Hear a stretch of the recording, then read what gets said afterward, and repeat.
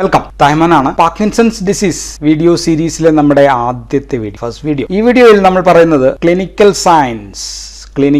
Science and symptoms of disease. So science and symptoms നമ്മൾ പറയും. Then what are the drugs use, drugs ഏതെല്ലാമാണ് ഉപയോഗിക്കുന്നത്, അവയുടെ classification, മരുന്നുകളുടെ പേര്, പുതിയ മരുന്നുകൾ എന്തെല്ലാം ഉണ്ടോ അതെല്ലാം ഏതെല്ലാമാണ്, ഇനി കണ്ടുപിടിക്കാനിരിക്കുന്ന മരുന്നുകൾ, പുറത്തു വരാനുള്ള മരുന്നുകൾ ഏതെല്ലാമാണ്, ദെൻ ദ ട്രീറ്റ്മെന്റ്, എങ്ങനെയാണ് ട്രീറ്റ് ചെയ്യുക. ഇത്രയും കാര്യങ്ങളാണ് നമ്മൾ പാർക്കിൻസൺസ് ഡിസീസിന്റെ ആദ്യത്തെ വീഡിയോയിൽ പറയും. ഞാൻ ആദ്യം പറയുന്നത് പാർക്കിൻസോണിസം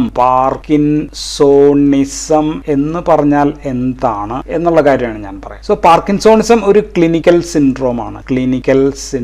ഈ ക്ലിനിക്കൽ സിൻഡ്രോമിൽ എന്തെല്ലാം കാര്യങ്ങളുണ്ട് എന്ന് ചോദിച്ചു കഴിഞ്ഞാൽ ക്യാരക്ടറിസ്റ്റിക്സ്, ഒന്ന് ബ്രാഡികൈനേഷ്യ ഉണ്ട്.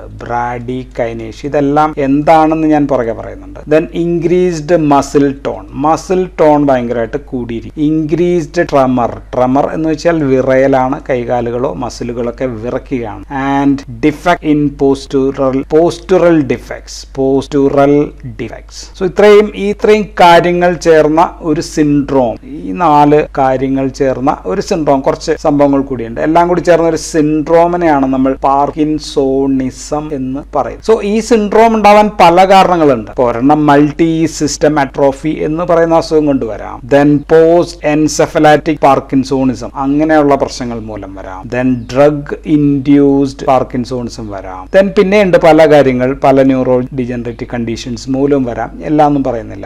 ഇങ്ങനെ പല കാരണങ്ങൾ കൊണ്ടുവരാം. അതിൽ ഒരു കാരണമാണ് പാർക്കിൻസൺസ് ഡിസീസ് മൂലവും പാർക്കിൻസോണിസം ഉണ്ടാകാം. അപ്പോ നമുക്ക് പാർക്കിൻസോണിസം എന്താണ്, പാർക്കിൻസൺസ് ഡിസീസ് എന്താണ് എന്ന് മനസ്സിലായി കാണുമെന്ന് ഞാൻ കരുതുന്നു. So Parkinson's disease is one of the disease conditions which can cause parkinsonism. So പാർക്കിൻസോണിസവും പാർക്കിൻസൺസ് ഡിസീസും ഒന്നല്ല. പാർക്കിൻസൺസ് ഡിസീസ് സെപ്പറേറ്റ് ആണ്. പാർക്കിൻസോണിസം പല കാരണങ്ങൾ കൊണ്ട് ഉണ്ടാകാം എന്ന് നിങ്ങൾക്ക് മനസ്സിലായിട്ടുണ്ടാവുമെന്ന് ഞാൻ കരുതുന്നു. ഇനി നമ്മൾ മുഴുവൻ പറയുന്നത് പാർക്കിൻസൺസ് ഡിസീസിനെ കുറിച്ചിട്ട് മാത്രമാണ്. സോ ഫസ്റ്റ് പോയിന്റ്, ആദ്യത്തെ point about Parkinson's disease is that ഇതൊരു ന്യൂറോ ഡീജനറേറ്റീവ്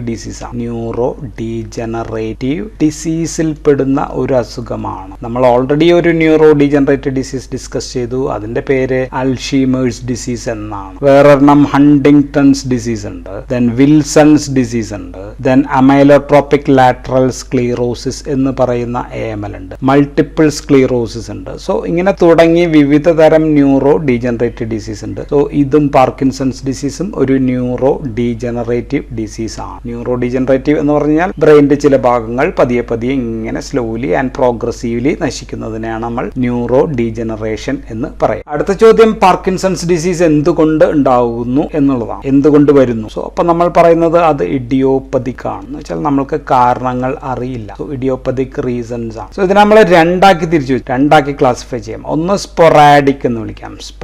നമ്മൾ അൽഷീമേഴ്സിലും ഇങ്ങനെയാണ് വിളിച്ചത്, സ്പൊറാഡിക്. 2 ഹെറിഡിറ്ററി.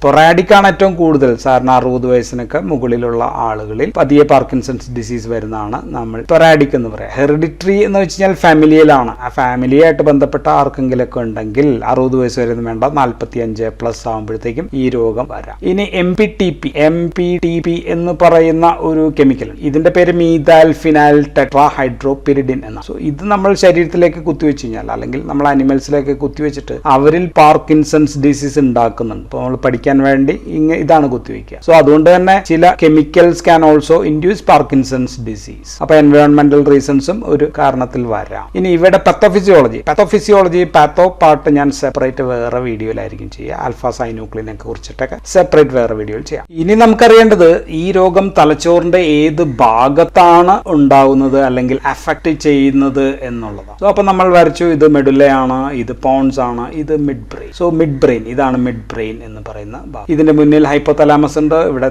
പിറ്റ്യൂട്ടറി ഗ്ലാൻഡ്, അങ്ങനെയൊക്കെയുള്ള സംഭവങ്ങൾ. സോ മിഡ് ബ്രെയിൻ ഇതാണ്. സോ മിഡ് ബ്രെയിനിൽ ഒരു ഭാഗമുണ്ട്, ആ ഭാഗത്തിന്റെ പേര് സബ്സ്റ്റാൻഷ്യ നൈഗ്ര.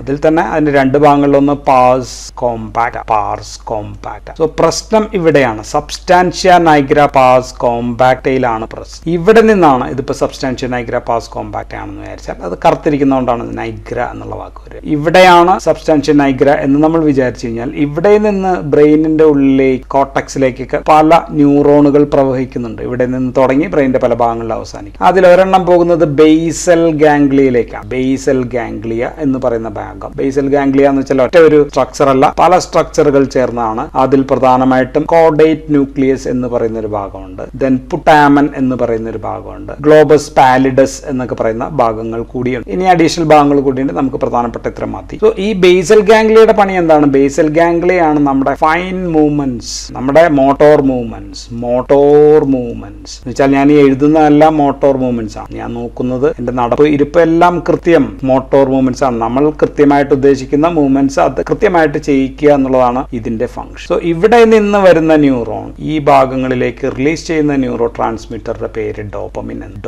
സോ ഇവിടെ തകരാറിലാവുമ്പോൾ ഇവിടെ ഡോപ്പമിൻ ഇല്ല. So decreased dopamine in the basal ganglia, in the putamen, in the caudate nucleus, in the globus pallidus, ഇങ്ങനെയൊക്കെയുള്ള പല ഭാഗങ്ങളിലും ഇല്ലാതെ വരുന്നു. അപ്പോൾ ബ്രെയിനിന്റെ ഫൈൻ ട്യൂണിങ് ഇല്ലാതെയാണ്, എന്ത് മൂവ് ചെയ്യണം എന്ന് അറിയാതെ വരും. സോ ഇതാണ് യഥാർത്ഥ പ്രശ്നം. ഈ ഡോപ്പമിൻ ഇല്ല എന്ന് പറഞ്ഞു കഴിഞ്ഞാൽ, ഡോപ്പമിൻ ഇല്ലെങ്കിൽ unable to initiate a movement. നമുക്കൊരു തുടക്കം അല്ലെ, നമ്മളിപ്പോ ഈ കസേരയിൽ ഇരിക്കുകയാണ്, ഞാൻ ഇവിടെ ഇരിക്കുന്നു, ഇവിടെ നിന്ന് എനിക്ക് തുടങ്ങണം അല്ലെങ്കിൽ എഴുത്ത് തുടങ്ങണം എന്ന് വിചാരിച്ചു കഴിഞ്ഞാൽ unable to initiate a movement. പക്ഷേ ഡോപ്പമിൻ കുറഞ്ഞു എന്ന് പറയുന്നു, പക്ഷേ there will be increased acetylcholine. പക്ഷേ acetylcholine ഡോപ്പമിൻ കുറയുമ്പോൾ അവിടെ acetylcholine കൂടും. അല്ലെങ്കിൽ സാധാരണ അവിടെ ഡോപ്പമിനും acetylcholineനും ഏകദേശം തുല്യമായിട്ടിരിക്കുക എന്ന് കരുതിയാൽ, ഡോപ്പമിൻ ഇല്ലാതാവുന്നതോടുകൂടി acetylcholineന്റെ അല്ലെ, അങ്ങനെയാണല്ലോ സാധാരണ, acetylcholineന്റെ പിന്നെ വർക്കായിരിക്കും അവിടെ കൂടുതൽ ഉണ്ടാവുക. അപ്പോൾ acetylcholine കൂടുതൽ ഉണ്ടാവുമ്പോൾ മസിലുകൾ വിറയൽ. സോ മസിലുകൾ കൂടുതൽ, acetylcholine നമുക്കറിയാം, മസിലുകൾ കൺട്രാക്ട് ചെയ്യാനായിട്ട് acetylcholine വേണം. സോ മസിലുകൾ വിറയൽ ഉണ്ടാവും. സോ രണ്ട് കാര്യങ്ങളാണ് നടന്നത്. ഒന്ന്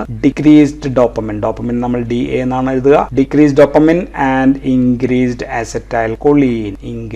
acetylcholine എവിടെയാണ്? In the nigrostriatal path. Nigro means substantial nigra, striatum എന്നാണ് ഇതിനെ മൊത്തം പറയുക. അതുകൊണ്ടാണ് നമ്മൾ നൈഗ്രോസ്ട്രയേറ്റൽ പാത്വേയിൽ പ്രശ്നം അതാണ്. സോ പാർക്കിൻസൺസ് ഡിസീസിൽ ഉണ്ടാകുന്നത് decreased dopamine in nigrostriatal pathway and increased acetylcholine in this path. അപ്പോൾ ഇതുമൂലം ഉണ്ടാകുന്ന ലക്ഷണങ്ങളെ നമുക്ക് രണ്ടാക്കാം. ഒന്ന് മോട്ടോർ സിംറ്റംസ് ആണ്. മോട്ടോർ സിംറ്റംസ് ഉണ്ടാക്കും. രണ്ടാമത്തത് നോൺ മോട്ടോർ സിംറ്റംസ്. അത് നമുക്ക് പിന്നീട് പുറകെ പറയാം. അത് നമുക്ക് മോട്ടോർ സിംറ്റംസ് പറയാം. ഒന്ന് ഡിക്രീസ് ഡോപ്പമിൻ കുറവാണ് എന്ന് നമ്മൾ പറഞ്ഞു. ഡിക്രീസ് ഡോപ്പമിൻ ആകുമ്പോൾ മസിൽ ടോൺ വർദ്ധിക്കും. So increased muscle tone. Muscle അങ്ങ് മുറുകിയിരിക്കും, നല്ല ബലം പിടിച്ചിരിക്കും. മസിൽസ് ആർ റിജിഡ് ആയിരിക്കും. മസിൽസ് നമുക്ക് റിജിഡ് ആയിട്ട് ഫീൽ ചെയ്യും. സോ ആദ്യത്തെ പ്രശ്നം റിജിഡിറ്റി ആണ്, റിജിഡിറ്റി ഓഫ് മസിൽസ്. ഇതാണ് ഒരു പ്രധാനപ്പെട്ട പ്രശ്നം. ശരീരം മൊത്തം whole body muscles are rigid. So rigidity ആണ് നമ്മൾ ആദ്യം പറയും. രണ്ടാമത്തത് മസിൽസ് റിജിഡ് ആണെങ്കിൽ നമുക്ക് അത് അനക്കാനും ബുദ്ധിമുട്ടായിരിക്കും. സ്ലോ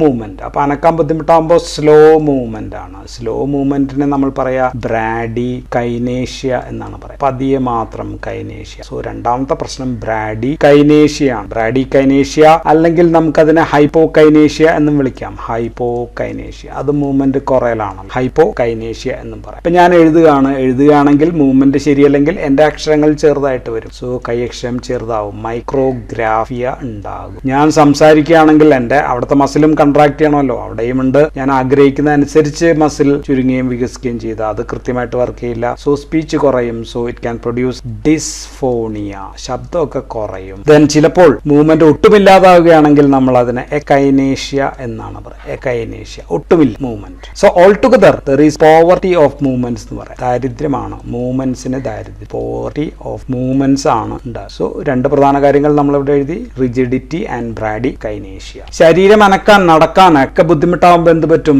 നമ്മുടെ തല കുനിഞ്ഞിരിക്കും അല്ലെ, പെടലി ശരിയായിട്ട് പോകാൻ പറ്റില്ല. സോ സ്റ്റൂപ്പിംഗ് ഓഫ് ഹെഡ്, തല താഴ്ന്നിരിക്കുന്നതിനെ നമ്മൾ സ്റ്റൂപ്പിംഗ് ഓഫ് ഹെഡ്, നെക്ക് ഇങ്ങനെ താഴ്ന്നിരിക്കും എന്നാണ് പറയാം. സോ മൊത്തത്തിൽ നമ്മുടെ പോസ്റ്റർ ഫിക്സഡ് പോസ്റ്റർ ആയിരിക്കും. ഫിക്സഡ് പോസ്റ്റർ എന്ന് നമുക്ക് വിളിക്കാം. നടക്കുമ്പോൾ അതനുസരിച്ച് ശരീരം ക്രമീകരിക്കാൻ നമുക്ക് പറ്റില്ല. സോ ഷഫ്ലിംഗ് ഗേറ്റ് എന്ന് വെച്ചാൽ നമ്മൾ എഴുന്നേറ്റൊക്കെ നിൽക്കുന്ന ഇതിനാണ് നമ്മൾ വേച്ചായിരിക്കും നമുക്ക് നടക്കുക. ഓർ അതിനെ നമ്മൾ ഫെസ്റ്റിനേറ്റിംഗ് ഗേറ്റ് എന്നാണ് പറയുക. ഫെസ്റ്റിനേറ്റിംഗ് ഗേറ്റ് ഭയങ്കര ബുദ്ധിമുട്ടിയായിരിക്കും നടക്കുക. So problem is with gate or poster. ഗേറ്റിന്റെ സ്പെല്ലിംഗ് നോക്കുക, ഗേറ്റ് ഓർ പോസ്റ്റർ. നമുക്ക് കൃത്യമായിട്ട് എഴുന്നേക്ക് നിൽക്കാനും നേരെ നിവർന്ന് നിൽക്കാനും ഒക്കെ ബുദ്ധിമുട്ടായിരിക്കും. ഇനി മുഖത്തെ മാംസപേശികൾ നമുക്കറിയാം, അതും റിജിഡ് ആണ്. So no expressions. എക്സ്പ്രഷൻ ഇല്ലാത്ത മുഖമാണ്, എക്സ്പ്രഷൻലെസ് ഫേസ്. അതിനെ നമ്മൾ വിളിക്കുക ഹൈപ്പോമിമിയ എന്നാണ് വിളിക്കുക. ഓക്കെ, ഹൈപ്പോമിമിയ ഉണ്ടാകും. ഓർ നമ്മൾ അതിനെ കോമൺ ആയിട്ട് പറഞ്ഞു കഴിഞ്ഞാൽ മാസ്ക് ലൈക്ക് ഫേസ് എന്നാണ് പറയാം. മാസ്ക് ലൈക്ക് ഫേസ്, ഒരു ഭാവവ്യത്യാസങ്ങളും ഇല്ലാത്ത ഒരു മുഖം. ഇനി എക്സസീവ് അസിറ്റൈൽ കൊളീൻ ഉണ്ടെങ്കിലോ മസിലുകൾ റെസ്റ്റിംഗ് സമയത്തും വിറച്ചുകൊണ്ടേയിരിക്കും. അതിനെ നമ്മൾ വിളിക്കുക റെസ്റ്റിംഗ് ട്രമർ എന്നാണ് വിളിക്കുക, റെസ്റ്റിംഗ് ട്രമർ. സോ 3 പ്രധാനപ്പെട്ട കാര്യങ്ങൾ പറഞ്ഞാൽ റിജിഡിറ്റി, ബ്രാഡിക്കൈനേഷ്യ, റെസ്റ്റിംഗ് ട്രമർ. അതിനെ നമുക്ക് വേണമെങ്കിൽ വേറെ രീതിയിൽ വിളിക്കാം. സാധാരണ വിളിക്കുക പിൽ റോളിംഗ് ട്രമർ എന്നാണ്. പിൽ റോളിംഗ് ട്രമർ. പിൽ എന്ന് വെച്ചാൽ ഗുളികയാണ്. ഗുളിക ഇങ്ങനെ കയ്യിലിട്ടിട്ട് ഇങ്ങനെ തിരിച്ചുകൊണ്ടിരിക്കുന്നത് പോലെയാണ്. സോ നമ്മുടെ വോളണ്ടറി മൂവ്മെന്റ്സിനെ മൊത്തം ബാധിച്ചു. സ്വന്തമായി എഴുന്നേൽക്കാനോ ഇരിക്കാനോ എന്തെങ്കിലും കാര്യങ്ങൾ കൃത്യതയോടെ എടുക്കാനോ ചെയ്യാനോ ഒന്നും പറ്റാത്ത അവസ്ഥയിലേക്കാണ് മോട്ടോർ സിംറ്റംസ് നമ്മളെ കൊണ്ടെത്തിക്കുക. ഇനി നോൺ മോട്ടോർ സിംറ്റംസ് എന്തൊക്കെയാണെന്ന് നോക്കാം. നോൺ മോട്ടോർ സിംറ്റംസ് എന്തൊക്കെയാണെന്ന് നോക്കി കഴിഞ്ഞാൽ, ഒന്ന് സെൻട്രൽ നെർവസ് സിസ്റ്റത്തിൽ CNS-ൽ ഏറ്റവും പ്രധാനമായിട്ട് ഡെമൻഷ്യ ആണ് ഉണ്ടാവുക. ഡെമൻഷ്യ എന്താണ് നമ്മൾ പറഞ്ഞു, മറവി അല്ലെങ്കിൽ ഓർമ്മക്കുറവ്, സ്മൃതിനാശം ഒക്കെയാണ് ഡെമൻഷ്യ ഉണ്ടാകുക. രണ്ടാമത്തത് ആങ്സൈറ്റി ഉണ്ടാക്കും. ആങ്സൈറ്റി ആൻഡ് ഓൾസോ ഡിപ്രഷൻ ഉണ്ടാകും. ആങ്സൈറ്റി ഡിപ്രഷൻ ഉണ്ടാക്കാൻ കാരണം ഒന്നും നമ്മൾ കൃത്യമായിട്ട് കൺവേ ചെയ്യാനൊന്നും പറ്റാതെ വരുമ്പോൾ നമുക്ക് ഡിപ്രഷൻ ഉണ്ടാകും. ആൾക്കാരുമായിട്ടൊന്നും കൃത്യമായിട്ട് കാര്യങ്ങൾ മുന്നോട്ട് പോകുന്നില്ല. ദെൻ ഡിസ്ഫോറിയ എന്ന് പറഞ്ഞു കഴിഞ്ഞാൽ ദേഷ്യം, സങ്കടം പോലെയുള്ള പ്രശ്നങ്ങളാണ്. കാരണം ഒന്നും മറ്റുള്ള ആൾക്കാരായിട്ട് കൺവേ ചെയ്യാൻ പറ്റും. ദെൻ പിന്നെ ഉള്ളത് REM സ്ലീപ്പിൽ ഉണ്ടാക്കുന്ന തകരാറാണ്. Okay, RBD. Okay, so REM sleep disturbances ആണ്. REM സ്ലീപ്പ് നമുക്ക് സ്ലീപ്പിൽ ഞാൻ പറഞ്ഞതാണ്. അവിടെ ഉറക്കത്തിൽ വ്യത്യാസങ്ങൾ ഉണ്ടാകും. ദെൻ ഇത് നമ്മൾ സെൻട്രൽ നെർവസ് സിസ്റ്റത്തിലാണ് പറഞ്ഞത്. ഇനി ഓട്ടോണമിക് നെർവസ് സിസ്റ്റത്തിൽ എന്തെല്ലാം പ്രശ്നങ്ങൾ ഉണ്ടാക്കും എന്ന് നോക്കിയാൽ, ഒന്ന് ഹൈപ്പോസോമിയ ഉണ്ടാക്കും. ഹൈപ്പോസോമിയ എന്ന് പറഞ്ഞു കഴിഞ്ഞാൽ ഡിക്രീസ്ഡ് എബിലിറ്റി ടു സ്മെൽ, നമുക്ക് കാര്യങ്ങളെ സ്മെൽ ചെയ്യാനായിട്ട് ബുദ്ധിമുട്ടായിരിക്കും. ദെൻ CVS കാർഡിയോവാസ്കുലർ സിസ്റ്റത്തിൽ ഓർത്തോസ്റ്റാറ്റിക് ഹൈപ്പോടെൻഷൻ ഉണ്ടാക്കാം. അപ്പൊ ഫോൾ തുടങ്ങിയ വീഴാനൊക്കെ ഉള്ള ചാൻസ്. ദെൻ യൂറോജെനിറ്റലിൽ നൊക്ടൂറിയ ഉണ്ടാക്കാം. രാത്രി കിടന്ന് ഉറക്കത്തിൽ നിന്ന് മൂത്രമൊഴിക്കുന്നതിനാണ് നമ്മൾ നൊക്ടൂറിയ, അല്ലെങ്കിൽ രാത്രി ഒരുപാട് തവണ ഉറക്കത്തിൽ നിന്ന് എഴുന്നേറ്റ് പോകേണ്ടിയൊക്കെ വരും. GIT-യിൽ കോൺസ്റ്റിപ്പേഷൻ, ഇതെല്ലാം മസിലിന്റെ മൂവ്മെന്റുകളാണ് എന്ന് നമുക്ക് വിചാരിക്കും. ദെൻ വായിൽ നിന്ന് ഒരുപാട് സലൈവ ഇങ്ങനെ ഡ്രൂൾ ചെയ്തുകൊണ്ടേയിരിക്കും. സോ ഡ്രൂളിംഗ് എന്നാണ് അതിന് പറയാ. ഒരുപാട് സലൈവ വായിലൂടെ തുപ്പൽ ഇങ്ങനെ ഒഴുകിക്കൊണ്ടേയിരിക്കുന്നത് മറ്റുള്ള ആൾക്കാരുടെ ബുദ്ധിമുട്ടുണ്ടാകും. ദെൻ ഓൾ ടുഗദർ ഭക്ഷണമൊന്നും ശരിയല്ല. സോ വെയിറ്റ് ലോസ് ഉണ്ടാകും. മൂവ്മെന്റ്സ് കുറയുമ്പോഴത്തേക്കും എല്ലുകൾ വിചാരിക്കും ഇയാൾ അധികം വെറുതെ കിടപ്പിലാണ്. അപ്പോഴത്തേക്കും ഡിക്രീസ്ഡ് മിനറലൈസേഷൻ, ബോൺ മിനറലൈസേഷൻ കുറയും. ബോൺ മിനറലൈസേഷൻ കുറഞ്ഞാൽ എഴുന്നേറ്റൊക്കെ നിൽക്കുമ്പോൾ ഒടിയാനുള്ള ചാൻസ്. സോ മൊത്തത്തിൽ ജീവിതം പ്രതിസന്ധിയിലേക്ക് ആണ് മുന്നോട്ട് പോകുക. ജീവിതം മുന്നോട്ട് പ്രതിസന്ധിയിലാവുന്ന കണ്ടീഷനാണ്. ഈ പാർക്കിൻസൺസ് ഡിസീസിന്റെ സ്റ്റേജസിനെ ഹോഹൻ എങ്ങനെയാണ് എഴുതുക, HOEHN ആൻഡ് യാഹിർ, എനിക്ക് വായിക്കാൻ പറ്റുന്നുണ്ട്. ഹോഹൻ ആൻഡ് യാഹിർ ഇവരാരും 5 സ്റ്റേജ് ആക്കി തിരിച്ചിട്ടുണ്ട്. സ്റ്റേജ് 1-ൽ ശരീരത്തിന്റെ ഒരു ഭാഗം മാത്രം, ദാറ്റ് മീൻസ് യൂണിലാറ്ററൽ ഇൻവോൾവ്മെന്റ് മാത്രമേ ഉള്ളൂ. നോ അതർ സൈൻസ് ഒന്നും കാര്യമായിട്ട് ഇല്ല. രണ്ടാമത്തെ സ്റ്റേജിലാണെങ്കിൽ ശരീരത്തിന്റെ 2 ഭാഗങ്ങളെയും ആക്ട് ചെയ്യുന്നുണ്ട്. ദാറ്റ് മീൻസ് ബൈലാറ്ററൽ ആണ്. അങ്ങനെയുള്ള അവസ്ഥയിലാണ്. ബാലൻസ്, ഗേറ്റ് അങ്ങനെയുള്ള പ്രശ്നങ്ങളിലേക്ക് വന്നിട്ടില്ല. മൂന്നാമത്തെ സ്റ്റേജിൽ പോസ്റ്റുറൽ ഇംബാലൻസ് ഉണ്ട്. രോഗിക്ക് എഴുന്നേറ്റ് നിൽക്കാനും ഒക്കെ ബുദ്ധിമുട്ടാണ്, കൃത്യമായിട്ട് ബാലൻസ് കിട്ടുന്നില്ല. നാലാമത്തെ സ്റ്റേജ് ഓഫ് പാർക്കിൻസൺസ് ഡിസീസ് എന്ന് പറഞ്ഞാൽ സിവിയർലി ഡിസേബിൾഡ് ആണ്. രോഗി സിവിയർലി ഡിസേബിൾഡ് ആണ്. ഇൻകപ്പാസിറ്റൻസ്, രോഗിക്ക് കാര്യങ്ങളൊന്നും സ്വയം ചെയ്യാൻ പറ്റാത്ത അവസ്ഥയിലേക്ക് എത്തിയിട്ടുണ്ട്. അഞ്ചാമത്തെ സ്റ്റേജ് 5 എന്ന് വെച്ചാൽ അയാള് ബെഡിലാണ്, റെസ്ട്രിക്റ്റഡ് ടു ബെഡ് റിഡൺ ആണ് രോഗി. എവിടെയെങ്കിലൊക്കെ കൊണ്ടുപോകണമെങ്കിൽ വീൽ ചെയറിലേക്ക് കൊണ്ടുപോകേണ്ടി വരും. ഇനി ഞാൻ മറ്റൊരു ഡിസീസും കൂടി പറഞ്ഞേക്കാം. ഡ്രഗ് ഇൻഡ്യൂസ്ഡ് പാർക്കിൻസൺസ് ഡിസീസ് എന്ന് പറയുന്ന കണ്ടീഷൻ ഉണ്ട്. ഇതുണ്ടാക്കുന്നത് ചില മരുന്നുകളാണ്, പ്രധാനമായിട്ടും ആന്റി സൈക്കോട്ടിക്, സൈക്കോസിസിനൊക്കെ ഉപയോഗിക്കുന്ന ഡോപ്പമിനുമായിട്ട് ബന്ധപ്പെട്ടിട്ടുള്ള മരുന്നുകളുണ്ട്. ദെൻ രണ്ടാമത് ഉപയോഗിക്കുന്ന ആന്റി എമറ്റിക്സ്, ചില ഛർദിക്കലിനൊക്കെതിരായിട്ട് ഉപയോഗിക്കുന്ന ഡോപ്പമിനുമായിട്ട് ബന്ധപ്പെട്ടുള്ള മരുന്നുകൾ അമിതമായിട്ടും കൂടുതലൊക്കെ ആയിട്ട് ഉപയോഗിച്ചു കഴിഞ്ഞാൽ ഡ്രഗ് ഇൻഡ്യൂസ്ഡ് പാർക്കിൻസൺസ് ഡിസീസ് ഉണ്ടാകാം. അപ്പൊ ഇനി നമുക്ക് മരുന്നുകൾ ഏതെല്ലാമാണ് ഉപയോഗിക്കുക എന്നാണ് പറയാൻ പോകുന്നത്. സോ നമുക്ക് ബ്രെയിനിൽ ഡോപ്പമിൻ ആദ്യം എങ്ങനെ ഉണ്ടാകുന്നു എന്നുള്ള കാര്യം നമുക്കൊന്ന് നോക്കാം. ഡോപ്പമിൻ ആദ്യം ഉണ്ടാകണമെങ്കിൽ ടൈറമിൻ എന്ന് പറയുന്ന ഒരു അമിനോ ആസിഡ് ഉണ്ട്. അത് ന്യൂറോൺസിന്റെ അകത്തേക്ക് കയറി ഡോപ്പ എന്ന് പറയുന്ന സംഭവം ആകുന്നുണ്ട്. ഇത് നമ്മൾ അഡ്രിനർജിക്കിൽ ഡിസ്ക്രൈബ് ചെയ്ത് സെയിം തന്നെയാണ്. ഈ dopa is converted into dopamine. ഈ ഡോപ്പയാണ് ഡോപ്പമിൻ ആവുക. അതിനിവിടെ ഒരു എൻസൈം വേണം. അതിന്റെ പേര് ഡോപ്പ ഡീകാർബോക്സിലേസ് എന്നാണ്. ഡീകാർബോക്സിലേസ്. സോ ഡോപ്പ ഡീകാർബോക്സിലേസ്, അതിന്റെ കൂടെ വൈറ്റമിൻ B6 കൂടി വേണം, പിരിഡോക്സിൻ കൂടി വേണം. സോ അപ്പൊ ഇപ്പൊ എന്തായി, ഡോപ്പമിൻ ആകുന്നു. DA എന്നാണ് നമ്മൾ എഴുതുക, ഡോപ്പമിൻ ആണ്. പക്ഷെ ബ്രെയിനിൽ ഇങ്ങനെ ഉണ്ടാവുന്നുണ്ടോ? ഇല്ല, അവിടെ തകരാറാണ്. Substantia നൈഗ്ര pass കോമ്പാക്റ്റയിൽ തകരാറാണ്. അതുകൊണ്ട് there is no dopamine is synthesized. So അപ്പൊ നമുക്ക് എന്താ ചെയ്യാൻ പറ്റുക? സോ നമുക്ക് ഡോപ്പമിൻ കൊടുക്കുക. പകരം നമ്മൾ ഡോപ്പമിൻ ആയിട്ട് കൊടുത്തു കഴിഞ്ഞാൽ ബ്രെയിനിൽ ഇവിടെ എത്തും. ഇവിടെയാണ് ഡോപ്പമിൻ എത്തേണ്ടത്, ബ്രെയിനിൽ എത്തില്ല. Dopamine cannot cross blood brain barrier. അപ്പൊ നമ്മൾ ഡോപ്പമിൻ എത്താൻ പറ്റാത്തത് മൂലം ഡോപ്പമിനെ പോലെയുള്ള ഒരു മരുന്ന്, അതിന്റെ പേര് ലീവോഡോപ്പ, എൽഡോപ്പ എന്ന് നമുക്ക് വിളിക്കാം. ലീവോഡോപ്പ എന്ന് പറയുന്ന മരുന്ന് നമ്മൾ കൊടുക്കുന്നു. ലീവോഡോപ്പ ഇസ് എ പ്രോ ഡ്രഗ് ആണ്. ലീവോഡോപ്പ ബ്രെയിനിന്റെ അകത്തേക്ക് കയറുന്നു. ഇവിടെ വെച്ചിട്ട് it will be converted into dopamine. So this enzyme ഉപയോഗിച്ചിട്ട് അത് ഡോപ്പമിൻ ആയിട്ട് മാറും. So this the number 1 drug of choice in Parkinson's disease. ഏതാണ് എന്ന് ചോദിച്ചു കഴിഞ്ഞാൽ ഒന്നും നോക്കണ്ട, ദാറ്റ് ഈസ് ലീവോഡോപ്പയാണ് ഡ്രഗ് ഓഫ്. പക്ഷെ ഇവിടെ ഒരു പ്രശ്നമുണ്ട്. നമ്മൾ ഈ കൊടുക്കുന്ന ലീവോഡോപ്പ മൊത്തം ബ്രെയിനിൽ എത്തുന്നില്ല എന്നുള്ളതാണ് സങ്കടകരമായിട്ടുള്ള കാര്യം. അതെന്തുകൊണ്ടാന്ന് വെച്ചാൽ നമ്മുടെ ശരീരത്തിന്റെ പെരിഫറി, തലയ്ക്ക് താഴെയുള്ള എല്ലാ ഭാഗങ്ങളും അല്ലെങ്കിൽ ബ്രെയിനിന് താഴെയുള്ള എല്ലാ ഭാഗങ്ങളിലും ഇതേ സാധനം അവിടെ ഉണ്ട്. ഡീകാർബോക്സിലേസ് എന്ന് പറയുന്ന സംഭവമാണ്. അതിന് നമ്മൾ പെരിഫറൽ, ശരീരത്തിന് ബ്രെയിനിന് പുറത്തുള്ളതാണ്ട് പെരിഫറൽ ഡീകാർബോക്സിലേസ് എന്നാണ് വിളിക്കുക. ഡീകാർബോക്സിലേസ്. സോ ഇതുള്ളത് മൂലം എന്ത് പറ്റും? ലീവോഡോപ്പ നമ്മൾ വായിലൂടെ ഗുളികയായിട്ട് കൊടുത്തത് മൊത്തം ശരീരത്തിൽ വെച്ച് തന്നെ ആ ഡോപ്പമിനായിട്ട് മാറും. ഡോപ്പമിനെ വീണ്ടും ബ്രെയിനിലേക്ക് കൺവേർട്ട് ചെയ്യാൻ പറ്റില്ല. സോ ഡോപ്പമിൻ ഉണ്ടാകുന്ന മൂലമുള്ള അഡ്വേഴ്സ് എഫക്ട് ഉണ്ടാവുകയും ചെയ്യും, പക്ഷെ ഡോപ്പമിനായിട്ട് ബ്രെയിനിലേക്ക് കയറുകയും ചെയ്യും. സോ അപ്പൊ നമ്മൾ ഇതിനെ പെരിഫറൽ ഡീകാർബോക്സിലേസ് എന്ന് പറയുന്ന എൻസൈമിനെ തടയാനായിട്ട് കുറച്ച് മരുന്നുകൾ കൊടുക്കും. സോ അതിനെ നമ്മൾ പെരിഫറൽ ഡീകാർബോക്സിലേസ് ഇൻഹിബിറ്റേഴ്സ് എന്നാണ് പറയുക. സോ രണ്ടാമത്തെ ഗ്രൂപ്പ് ഓഫ് മരുന്നുകൾ പെരിഫറൽ ഡീകാർബോക്സിലേസ് ഇൻഹിബിറ്റേഴ്സ് ആണ്. ആ മരുന്നുകളുടെ പേര് രണ്ടെണ്ണമാണ് പ്രധാനമായിട്ടുള്ളത്. ഒന്ന് കാർബിഡോപ്പയാണ്, കാർബിഡോപ്പ. രണ്ടാമത്തെ മരുന്ന് ബെൻസെറാസൈഡ് എന്ന് പറയുന്ന മരുന്ന്. സോ കാർബിഡോപ്പ ആൻഡ് ബെൻസെറാസൈഡ് ഇത് രണ്ടുമാണ് പെരിഫറൽ ഡീകാർബോക്സിലേസ് ഇൻഹിബിറ്റർ. സോ നമ്മൾ ലീവോഡോപ്പയൊപ്പം ഇതും കൂടി കൊടുക്കുകയാണെങ്കിൽ ഇവിടെ വെച്ചിട്ട് ലീവോഡോപ്പ ഡോപ്പമിനായിട്ട് മാറുന്നില്ല. സോ മിക്കവാറും ഏറ്റവും അധികം എമൗണ്ടിൽ ബ്രെയിനിലേക്ക് എത്തിക്കഴിഞ്ഞാൽ ഇത് നടക്കുന്നതിന് നമുക്ക് കുഴപ്പമില്ല. ഇവിടെ അല്ല ഇത് ഇൻഹിബിറ്റ് ചെയ്യുക, ഇവിടെയാണ്. പണ്ടായിരുന്നെങ്കിൽ നമുക്ക് ഇത് ഇവിടെ വെച്ച് നിർത്തായിരുന്നു. പക്ഷെ ഇപ്പോൾ 2024-23 ആവുമ്പോഴത്തേക്കും പുതിയ 2 മരുന്നുകൾ കൂടിയുണ്ട്. പുതിയ മരുന്നൊന്നുമല്ല, ഞാൻ ഈ പറഞ്ഞ അതേ മരുന്നുകൾ തന്നെയാണ്. ലിക്വിഡ് ആയിട്ടുള്ള liquid levodopa and carbidopa. Liquid levodopa and carbidopa ഇപ്പൊ അവൈലബിൾ ആണ്. ന്യൂറോഡേം ഇൻഫ്യൂഷൻ കുത്തിവയ്പായിട്ടാണ് അവൈലബിൾ. ഒരു പേര് fos levodopa and fos carbidopa. ഇത് നൈസ് ഗൈഡ് ലൈൻ അനുസരിച്ച് അപ്രൂവ്ഡ് ആണ്.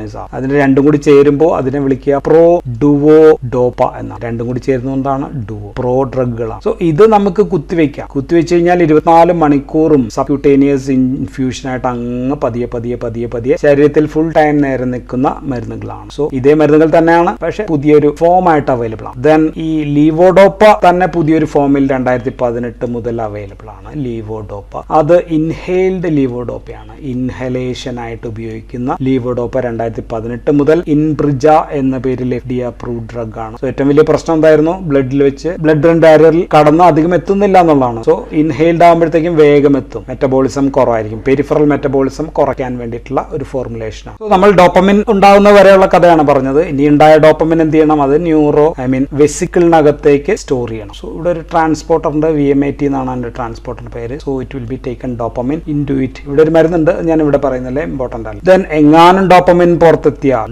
പുറത്ത് ഇവിടെ കിടക്കുകയാണെങ്കിൽ അതിനെ നശിപ്പിക്കുന്ന ഒരാൾ ഇവിടെ ഉണ്ട്. ഇവിടെയുള്ള സ്ഥലം, അതിന്റെ പേര് മൈറ്റോകോൺട്രിയ എന്നാണ്. ഇങ്ങനെയാണ് വരയ്ക്കേണ്ടത്. സോ മൈറ്റോകോൺട്രിയയുടെ ഇവിടെ ഒരു എൻസൈം ഉണ്ട്, അതിന്റെ പേര് MAO, മോണോ അമീൻ ഓക്സിഡേസ് ബി ഓർത്തിരിക്കാൻ, ബ്രെയിനിലുള്ളതാണെന്ന് ഓർത്തിരുന്നാൽ മതി. ഇങ്ങനെ ഒരു എൻസൈം ഉണ്ട്. സോ ഈ എൻസൈം ഈ ഡോപ്പമിനെ നശിപ്പിക്കും. സോ നമുക്ക് എന്ത് ചെയ്യാം? ഇതിനെ തടഞ്ഞാൽ, ഇങ്ങനെ ഡോപ്പമിനെ നശിപ്പിക്കുന്ന എൻസൈമിനെ തടഞ്ഞു കഴിഞ്ഞാൽ ഡോപ്പമിൻ കൂടുതൽ നേരം ഇവിടെ നിലനിൽക്കും. അങ്ങനെയുള്ള 2 തരം മരുന്നുകളുണ്ട്. ഒന്ന് റിവേഴ്സിബിൾ ആണ്. റിവേഴ്സിബിൾ MAO-B ഇൻഹിബിറ്റേഴ്സ് ഉണ്ട്. അതിന് എക്സാമ്പിൾ സഫീനാമൈഡ് എന്ന് പറയുന്ന മരുന്ന് റിവേഴ്സിബിൾ ഇൻഹിബിറ്റർ ആണ്. രണ്ടാമത്തത് irreversible MAO-B inhibitor, MAO-B inhibitor ആണ്. അതിന്റെ പേര് ഫേമസ് ആണ്, സെലിജില്ലിൻ എന്ന് പറയുന്ന മരുന്നുണ്ട്. കുറച്ചും കൂടി ലോങ് ആക്ടിംഗ് ആയിട്ടുള്ള, മോസ്റ്റ് ലോങ് ആക്ടിംഗ് ഈസ് റസാജിലിന് കുറച്ച് ന്യൂറോ പ്രൊട്ടക്റ്റീവ് എഫക്ട് കൂടിയുണ്ട് ആൻഡ് ലോങ് ആക്ടിംഗ് കൂടിയാണ്. സോ അടുത്ത സ്റ്റേജ് ആണ് ഡോപ്പമിൻ ഇവിടെ വെച്ച് നശിപ്പിക്കുന്ന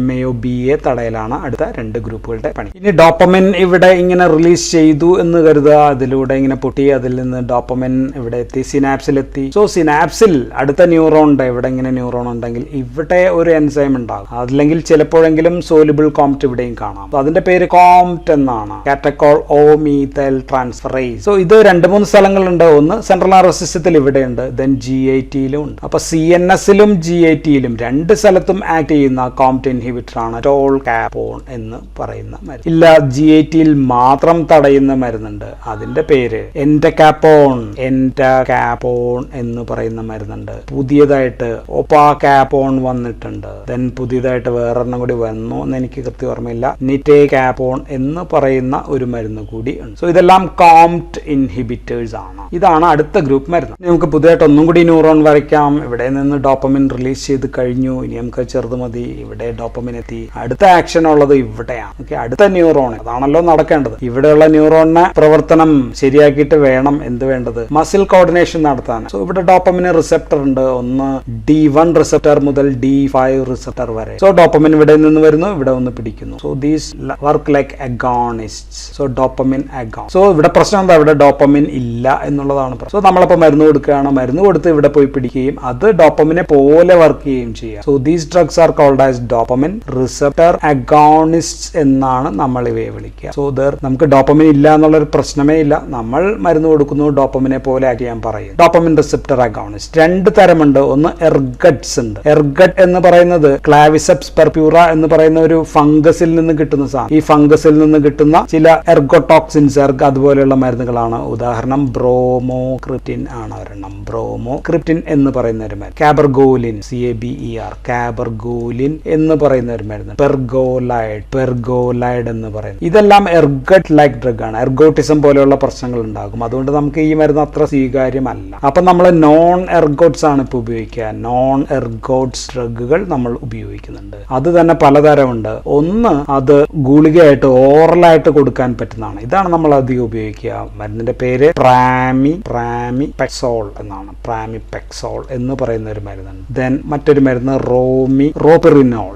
അടുത്ത മരുന്ന് റോപിറിനോൾ എന്ന് പറയുന്ന മരുന്ന്. So pramipexole and ropinirole are oral dopamine receptor agonist. ബ്രോമോക്രിപ്റ്റിനെ പോലെയാണ്, പക്ഷെ വ്യത്യാസം എർഗട്ട് അല്ല എന്നുള്ളതാണ്. ഇനി നമ്മൾ ശരീരത്തിൽ ഒട്ടിച്ചു വെക്കുക, ക്രേനിയത്തിലൊക്കെ ഒട്ടിച്ചു വെക്കാൻ പറ്റിയ ട്രാൻസ്ഡെർമൽ പാച്ച് ആയിട്ട് ഉപയോഗിക്കുന്ന മരുന്നാണ് റോട്ടിഗോട്ടിൻ. സോ ഇറ്റ്സ് പാച്ച്, ഗുളികയായിട്ടൊന്നും കഴിക്കേണ്ട, ഒട്ടിച്ചു വെക്കുക, സുഖമാണ്. ഇനി അടുത്തത് കുത്തിവെക്കാനുള്ളതാണ്. സബ്ക്യൂട്ടേനിയസ് ആയിട്ട് കുത്തിവെക്കുന്ന ഡോപ്പമിൻ അഗോണിസ്റ്റ് ആയിട്ടുള്ള ഒരു മരുന്നാണ് അപ്പോമോർഫിൻ എന്ന് പറയുന്ന മരുന്ന്. ഈ മരുന്നുകൾക്കൊക്കെ വേറെയും ആക്ഷൻസ് ഒക്കെ എവിടെയെങ്കിലൊക്കെ പഠിച്ചിട്ടുണ്ടാവാം. നമ്മളിവിടെ പാർക്കിൻസൺസ് ഡിസീസിലെ കാര്യമാണ് പറയുന്നത്. സോ അപ്പോമോർഫിൻ എന്ന് പറയുന്ന മരുന്ന് കൂടി ഇവിടെ. ഇനി മറ്റൊരു മരുന്ന്, ഇവിടെ നിന്ന് ഡോപ്പമിൻ കൂടുതലായിട്ട് റിലീസ് ചെയ്യുന്ന ഡോപ്പമിൻ റിലീസ് ഫെസിലിറ്റേറ്റർ ഡ്രഗ് എന്ന് പറയുന്ന ഒരു ഡ്രഗ് ഉണ്ട്. മരുന്നിന്റെ പേര് അമാൻറ്റാഡിൻ എന്നാണ്. അമാൻറ്റാഡിൻ നമ്മൾ കേട്ടിട്ടുണ്ടാവുക ആന്റി വൈറൽ ഡ്രഗ് ആയിട്ടൊക്കെ ആയിരിക്കും. ഇൻഫ്ലുവൻസ വൈറസിനെതിരെ ഉപയോഗിക്കുന്ന മരുന്നായിട്ട്. മറ്റും ഒരുപാട് ആക്ഷൻ കൂടി അമാൻറ്റാഡിന് ഈ സംബന്ധമായിട്ടുണ്ട്. ആന്റി കോളിനർജിക് ആക്ഷൻ, അങ്ങനെയൊക്കെയുള്ള പല ആക്ഷൻസ് കൂടി ഉണ്ട്. നമ്മൾ പിന്നീട് പറയാം. സോ ഇനി അസറ്റൈൽ കോളിൻ വർദ്ധിക്കുന്നു എന്ന് നമ്മൾ പറഞ്ഞു. ഡോപ്പമിൻ റിലേറ്റഡ് മരുന്നുകളെല്ലാം നമ്മൾ കഴിഞ്ഞു. ഇനി നമ്മൾ ACH ഓർ അസറ്റൈൽ കോളിൻ വർദ്ധിക്കും എന്ന് പറയുന്നു. അസറ്റൈൽ കോളിൻ വർദ്ധിക്കുമ്പോഴാണ് എന്താ ഉണ്ടാകുന്നത്, റെസ്റ്റിംഗ് ട്രെമർ ഉണ്ടാകുന്നത്. സോ അതിനെന്ത് കൊടുക്കും എന്ന് ചോദിച്ചു കഴിഞ്ഞാൽ അതിന് കൊടുക്കുന്ന ആന്റി കോളിനർജിക് ഡ്രഗുകളാണ്. One drug is benzhexol or അല്ലെങ്കിൽ ഇവയെ ട്രൈഹെക്സിഫെനിഡൈൽ എന്നും നമ്മൾ പറയും. Benzhexol and trihexyphenidyl. പിന്നെ ഒരു മരുന്ന് ബൈപെറിഡിൻ ആണ്. ബൈപെറിഡിൻ എന്ന് പറയുന്ന ഒരു മരുന്ന്. പിന്നെ ഉള്ളത് അട്രോപ്പിൻ പോലെ തന്നെ പേര് നമുക്കുണ്ട്, ബെൻസ്ട്രോപ്പിൻ എന്ന് പറയുന്ന മരുന്ന്. സോ ഇത് മൂന്നുമാണ് നമ്മൾ ഉപയോഗിക്കുന്ന anti cholinergic drugs.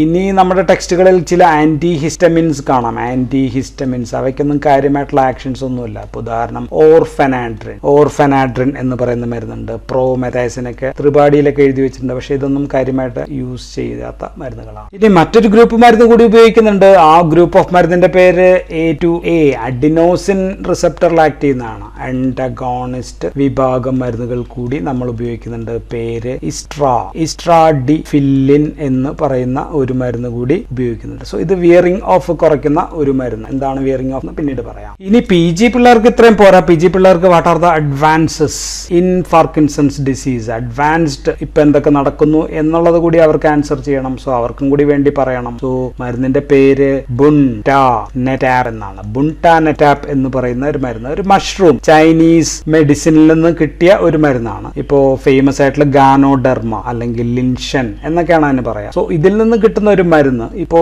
4th stage clinical ട്രയൽസിലുണ്ട്, അവസാന ഘട്ടങ്ങളിലാണ്. സോ ഇത് ബ്രെയിനിലെ ആൽഫ സിനൂക്ലിൻ ഇല്ലാതാക്കുന്ന മരുന്നാണ്. ആൽഫ സിനൂക്ലിൻ എന്ന് പറയുന്ന ഒരു സംഭവം ഉണ്ട്, അതിനെ കുറിച്ച് ഞാൻ പാത്തോഫിസിയോളജിയിൽ പറയാം. സോ ഇല്ലാതാക്കുന്ന മരുന്നായിട്ട് പഠനങ്ങളിലാണ്. ദെൻ ബ്രെയിൻ ഡീപ് സ്റ്റിമുലേഷൻ, അതിവിടെ പറയേണ്ടതാണ്. ഡീപ് ബ്രെയിൻ സ്റ്റിമുലേഷൻ കൂടി ചിലപ്പോഴൊക്കെ ചെയ്യാറുണ്ട്. അപ്പൊ ഇതാണ് പ്രധാനപ്പെട്ട ഒരു മരുന്ന്, ഉടൻ എത്താൻ ചാൻസ് ഉള്ള ഒരു മരുന്ന്. ഇനി രണ്ടാമത്തത് എപ്പോഴും ഇനിയുള്ള മോണോക്ലോണൽ ആന്റിബോഡിയുടെ കാലമാണല്ലോ. സോ പ്രാസിനെസുമാബ് എന്ന് പറയുന്ന മോണോക്ലോണൽ ആന്റിബോഡി, അത് ഇതിനെ തന്നെ ആൽഫ സൈനൂക്ലിനെ ടാർഗറ്റ് ചെയ്യുന്നത് പഠനത്തിലാണ്. സോ അതും ഹോപ്പ് ഉള്ള മരുന്നാണ്. മൂന്നാമത്തത് അപ്പോമോർഫിൻ തന്നെ, അതിന്റെ aerosol preparation. അപ്പോമോർഫിന്റെ aerosol preparation, aerosol സ്റ്റക്കാറ്റോ അപ്പോമോർഫിൻ പറഞ്ഞിട്ടാണ് അത് പഠിക്കുന്നത്. ഓക്കെ, അപ്പോമോർഫിന്റെ എയ്റോസോൾ അത് ഓൾറെഡി ഉള്ള മരുന്നാണ് ഞാൻ ഇവിടെ എഴുതിയത്. ദെൻ പ്രതീക്ഷയുള്ള മറ്റൊരു മരുന്ന് ടാവാപാഡോൺ എന്ന് പറയുന്ന മരുന്നാണ്. അത് D1 to D5 or dopamine receptor agonist ആയിട്ടുള്ള മരുന്നാണ്. ഓറൽ ഡ്രഗ് ആണ്. അത് പഠനങ്ങൾ അവസാന സ്റ്റേജിൽ നിൽക്കുകയാണ്. ദെൻ പിന്നെ ആന്റി ഡയബറ്റിക് മരുന്ന്. ആന്റി ഡയബറ്റിക് ഞാൻ ഓൾറെഡി ഡിസ്കസ് ചെയ്ത ഒരു മരുന്നാണ് GLP-1 അനലോഗ്സ്. ഓക്കെ, അതിൽ നമ്മൾ പറഞ്ഞ മരുന്ന് എക്സിനെറ്റൈഡ് എന്ന് പറയുന്ന മരുന്നുണ്ട്. ദെൻ ലിക്സിസെനാറ്റൈഡ് എന്ന് പറയുന്ന മരുന്നുണ്ട്. സെമാഗ്ലൂട്ടൈഡ് ഓറലായിട്ട് കൊടുക്കാവുന്ന ഒരു മരുന്നാണ്, ബാക്കിയെല്ലാം ഇഞ്ചക്ഷൻ ആണ്. സോ ഇതെല്ലാം പാർക്കിൻസൺസ് ഡിസീസിൽ പ്രൊട്ടക്റ്റീവ് ആണ് എന്ന് പല പഠനങ്ങളും കാണിക്കുന്നത്. ദെൻ അടുത്തത് അഞ്ചാമത്തത് മ്യൂട്ടേഷൻസ്. സോ ചില മ്യൂട്ടേഷൻസ് ആണ് ഉണ്ടാകുന്നത്. ഉദാഹരണം GBA mutation, LRRK2 type of mutation. So ഇതിനൊക്കെ തടയാൻ പറ്റുന്ന മരുന്നുകൾ കൂടി പഠിക്കുന്നുണ്ട്. സോ ഇതപ്പോ എല്ലാവർക്കും ഇല്ല, ചില പേഷ്യന്റ് സ്പെസിഫിക് ആണ്. അപ്പൊ നമുക്ക് പേഷ്യന്റ് സ്പെസിഫിക് ആയിട്ടുള്ള മരുന്നുകൾ കൂടി പഠനത്തിലുണ്ട് എന്ന് നമുക്ക് പറയാം. ഇനി നമുക്ക് കാണാനുള്ളത് പാർക്കിൻസൺസ് ഡിസീസിന്റെ തെറാപ്പിയാണ്. പാർക്കിൻസൺസ് ഡിസീസിന് മരുന്ന് എങ്ങനെയാണ് കൊടുക്കുക, ഏതെല്ലാം മരുന്നുകൾ എപ്പോഴൊക്കെയാണ് കൊടുക്കുക എന്നുള്ളതാണ് തെറാപ്പി. സോ രോഗി വരുന്നു, രോഗി ഈസ് എസിംപ്റ്റോമാറ്റിക്, രോഗങ്ങളുടെ വലിയ കാര്യമായിട്ടുള്ള ലക്ഷണങ്ങളൊന്നും കാണിക്കുന്നില്ല. എന്ന് വെച്ചാൽ അദ്ദേഹത്തിന് വിറയലോ മറ്റു പ്രശ്നങ്ങളോ ഒന്നും കാണിക്കുന്നില്ല. ചിലപ്പോൾ മൈക്രോഗ്രാഫിയ അങ്ങനെയൊക്കെയുള്ള ശബ്ദം കുറവലൊക്കെ നേരത്തെ ഉണ്ടായിരിക്കാം. അപ്പൊ നമുക്ക് റസാജിലിൻ എന്ന് പറയുന്ന മരുന്നായിരിക്കും ചിലപ്പോൾ ആദ്യം കൊടുക്കുക.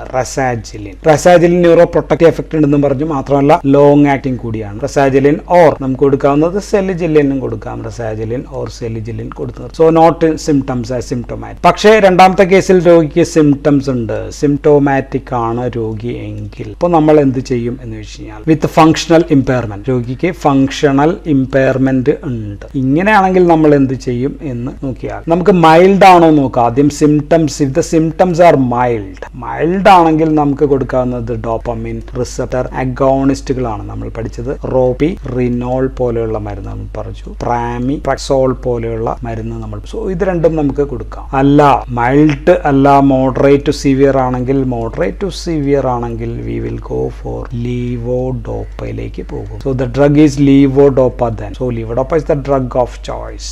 ലീവോഡോപ്പയിലേക്ക് കൊടുക്കും. ലീവോഡോപ്പ മാത്രമായിരിക്കില്ല, മിക്കവാറും കാർബിഡോപ്പ ഓർ ബെൻസറാസൈഡും കൂടി കമ്പൈൻ ചെയ്തിട്ടായിരിക്കും. ഓൺ ഓഫ് പ്രശ്നങ്ങളൊക്കെ ഉണ്ടാകും, അത് കുറയ്ക്കാനായിട്ടായിരിക്കും നമ്മൾ. ഇനി നമുക്ക് ഓൺ എഫക്ട് കൂടുതൽ വേണം. ലീവോഡോപ്പ കഴിക്കുമ്പോൾ ഓൺ ഓഫ് എഫക്ട് ഉണ്ടാകും, അത് നമ്മൾ പിന്നീട് പറയും. അങ്ങനെയാണെങ്കിൽ നമുക്ക് അതിന്റെ കൂടെ MAOB ഇൻഹിബിറ്റേഴ്സ് നമുക്ക് കൊടുക്കാം, അല്ലെങ്കിൽ കോംറ്റ് ഇൻഹിബിറ്റേഴ്സ്. സോ ഈ പോലെയുള്ള രണ്ട് ഗ്രൂപ്പ് ഓഫ് മരുന്നുകൾ നമുക്ക് ആഡ് ചെയ്യും. ഇല്ല നമുക്ക് ഓഫ് എഫക്ട് കുറയ്ക്കണം, ഓഫ് എഫക്ട് കുറയ്ക്കാനാണെങ്കിൽ നമുക്ക് അപ്പോമോർഫിൻ ഇഞ്ചക്ഷൻ നമുക്ക് കൊടുക്കാം. ഇനി ലീവോഡോപ്പ കഴിക്കുന്നത് മൂലം നമുക്ക് ഡിസ്കൈനേഷ്യ ഉണ്ടെങ്കിൽ നമുക്ക് അമാൻറ്റിഡിൻ അതിന്റെ കൂടെ ചേർക്കാം.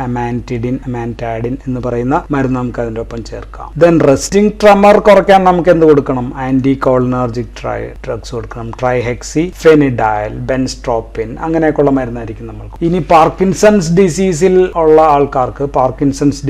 ആൾക്കാരിൽ സൈക്കോസിസ് ഉണ്ടെങ്കിൽ അതിന് പുതിയതായിട്ടൊരു മരുന്ന് വന്നിട്ടുണ്ട്. അതിന്റെ പേര് പിമവാൻസെറിൻ എന്ന് പറയുന്ന മരുന്ന്. ന്യൂപ്ലാസിഡ് എന്ന് പറഞ്ഞിട്ടാണ് പേര് പുറത്തിറങ്ങിയിരിക്കുന്നത്. പുതിയൊരു മരുന്നാണ്. സോ സൈക്കോസിസ് ഇൻ പാർക്കിൻസൺസ് ഡിസീസിൽ ഇതായിരിക്കും നമ്മൾ കൊടുക്കുക. സോ ഇതാണ് ഒരു ഡ്രഗ് തെറാപ്പിയുടെ ഒരു ഏകദേശ രൂപം. So that's all in this video. ഇനി നമുക്ക് പത്തോഫിസിയോളജി മറ്റൊരു വീഡിയോയിൽ പറയണം. ദെൻ ഡ്രഗ്സുകൾ ഓരോ ഗ്രൂപ്പായിട്ട് നമുക്ക് അടുത്ത വീഡിയോയിൽ പറയാം. So thank you for watching.